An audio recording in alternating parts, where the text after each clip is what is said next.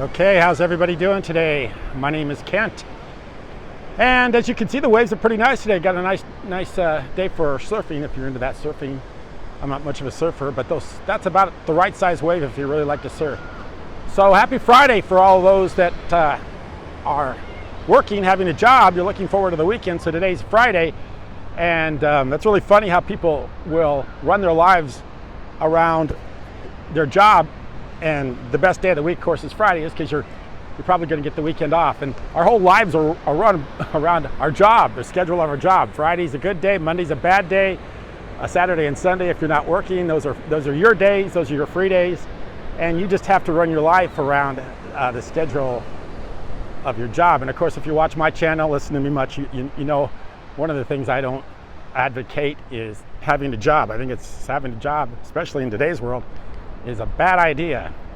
And the two things, and I also think going to school is a bad idea. It's going to school, having a job, the thing most people look forward to, and that's why Friday is a very important day for a lot of people, are things that I think that it shouldn't be a Friday is a good day because you get off for school and get off for a job.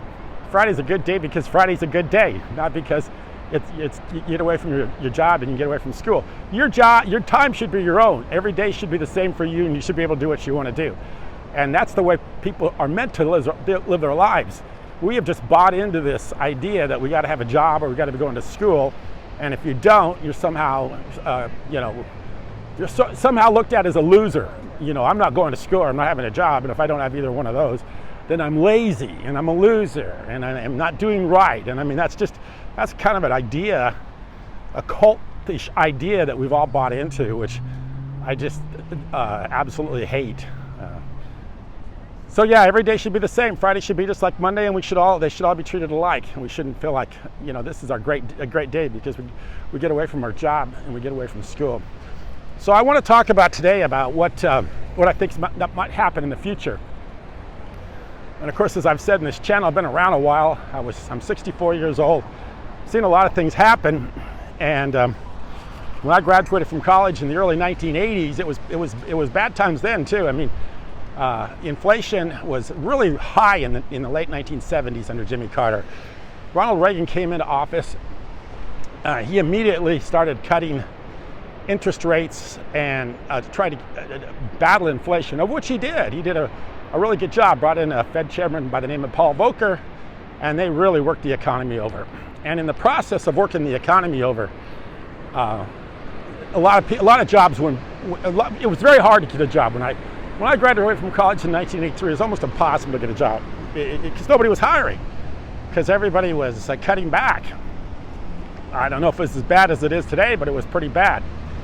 And one of the things I decided to do, because I came from a family farm in western Nebraska, so I graduated from college, couldn't find a job, didn't have anything to do, so I thought, well, I'll go back, maybe spend a few years on the farm until I figure out what I'm going to do. So I went back to western Nebraska, and I'm like 22, 23 years old. And a friend of mine that I met at the gym, at the YMCA working out, wanted to know if I wanted to rent a farm, because, and that's not really, I really don't want to rent a farm. I knew enough about farming to know I wasn't ready to settle down and put my days in working the farm. So he said, hey, I have this family, this couple.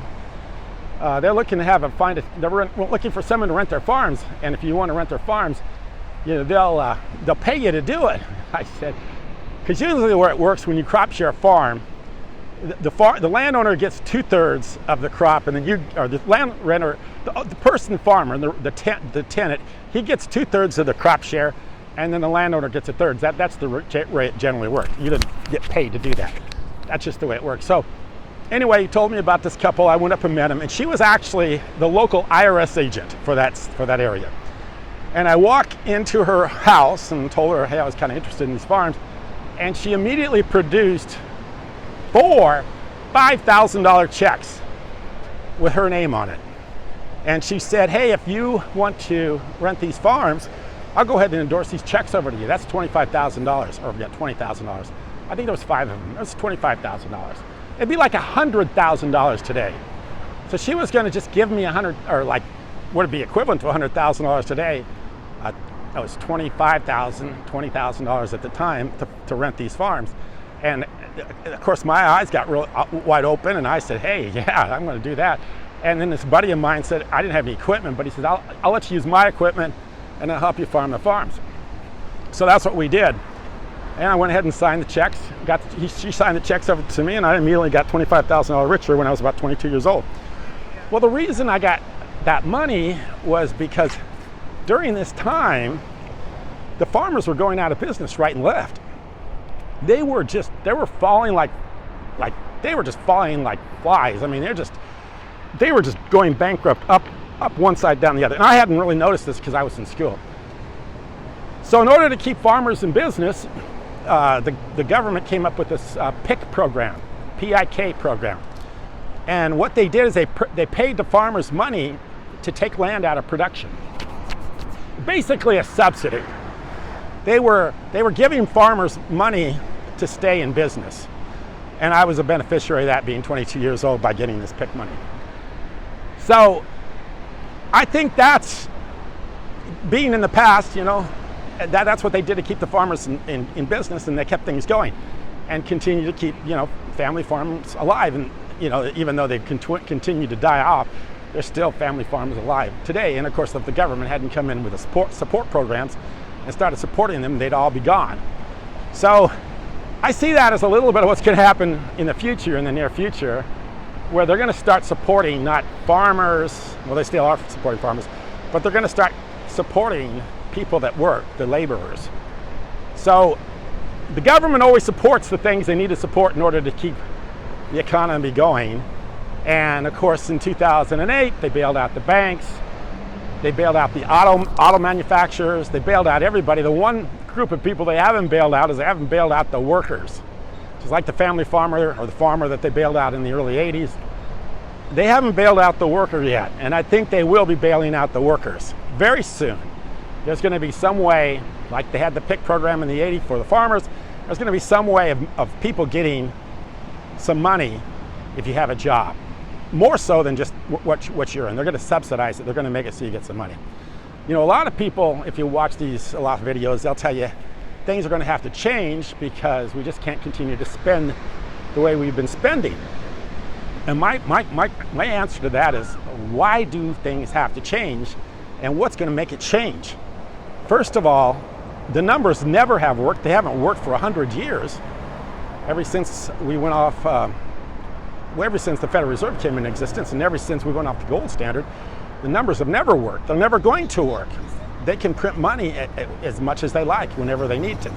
So as long as people around the world are willing to accept dollars, which they are, because it's the best of all, it's almost kind of like Trump and Biden. There's no alternative. You just got to choose one or the other and just hold your nose. Well, that's kind of the way the dollar is. Dollars are around the world, people utilize the dollar because it's just what we have. It's so ingrained in economics around the world, accepted around the world for so many goods, and of course oil, that people just accept it. So as long as they're able to just get people to accept dollar bills, why will they change the system as it is? They're not going to change the system. What's going to happen is everything's just going to get more expensive. And that's what's been going on for a long time. Everything just keeps getting more expensive.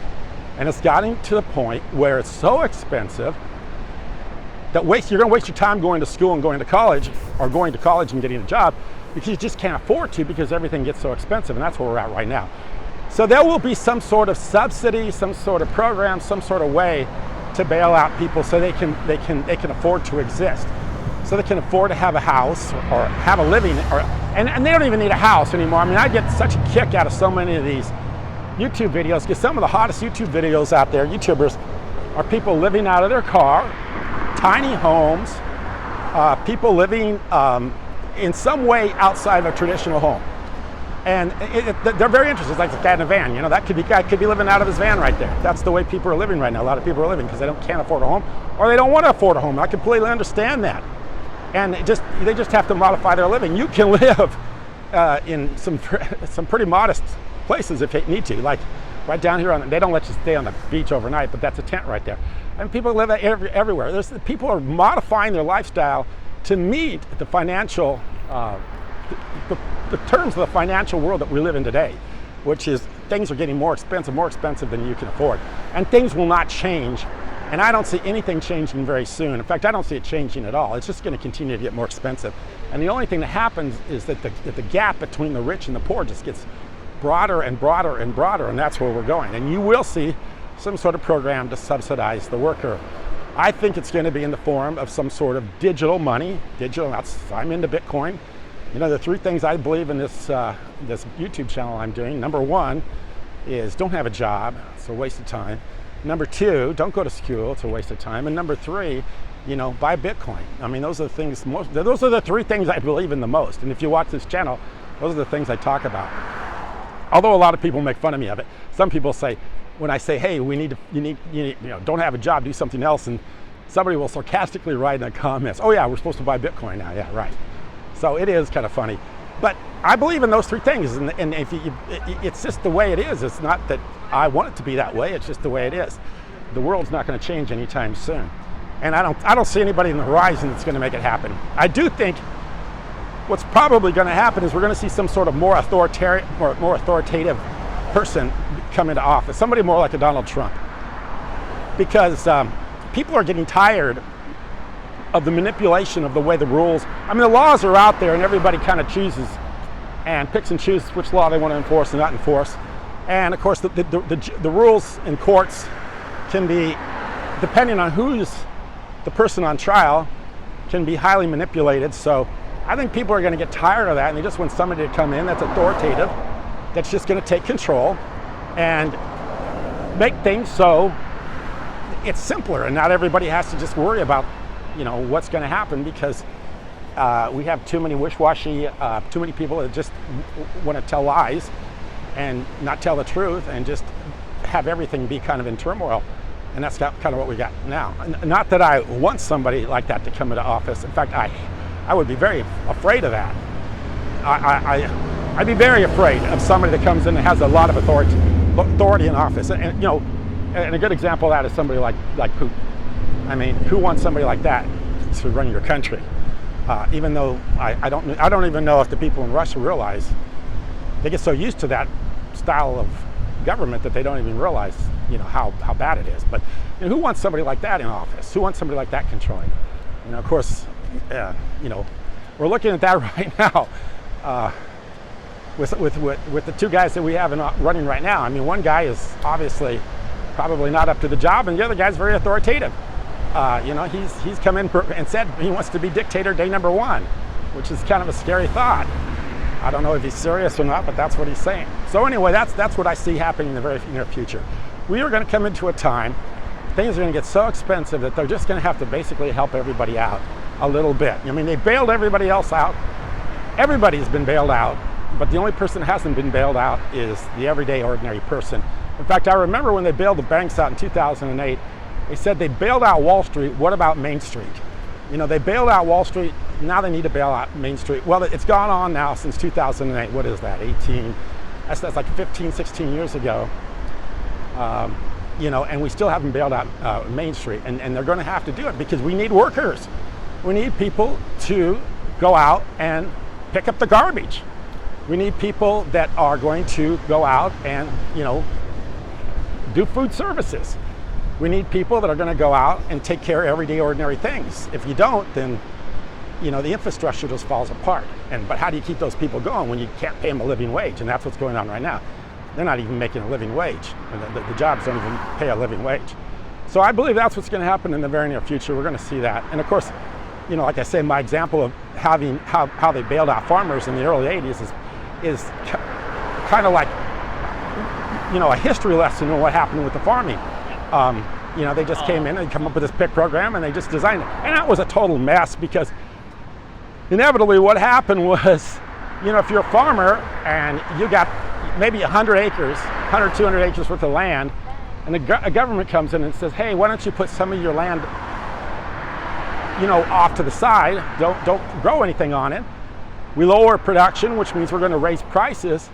But what does the farmer do? The farmer's not dumb. He's going to take his worst land, and he's going to get paid for that land that that he's going to set to the side, not produce anything off of the land that doesn't make any very good the worst land he's got, the land that's not very productive to begin with, and then he's just going to pump up the rest of it, take the money that he usually would spend on that and put it on the better land and raise even more. So in the end of the day, it really didn't take much away from the amount of production. It just made it so it just got to be a game people played. And then what happened when you had the set aside acres, you didn't do anything with it because you're being paid for it. So then you would just let it go. You wouldn't take care of it. You were supposed to, keep the weeds down and do all that stuff. But, obviously people didn't do it. And they didn't have the manpower to make sure everybody was doing it to the letter. So, that land got really ruined because people just didn't do anything with it. The land grew up in weeds and got worse and worse and worse. And if you take a piece of ground and you just leave it alone for a few years and it gets infested with weeds and doesn't get irrigated or doesn't get any kind of care and attention, it turns to the point where then it becomes worthless land. And that's what happened to a lot of land in the Midwest. It got to be kind of worthless because it just wasn't taken care of. Now, it's been a long time since I've been in the government programs for government subsidies so I don't know what the programs are like today. I'd be interested if anybody knows to let me know in the comments. But it's always interesting to me that the farmer, usually those people that are, pick yourself up by your bootstraps, hey, everybody needs to work. If you don't work, you don't eat.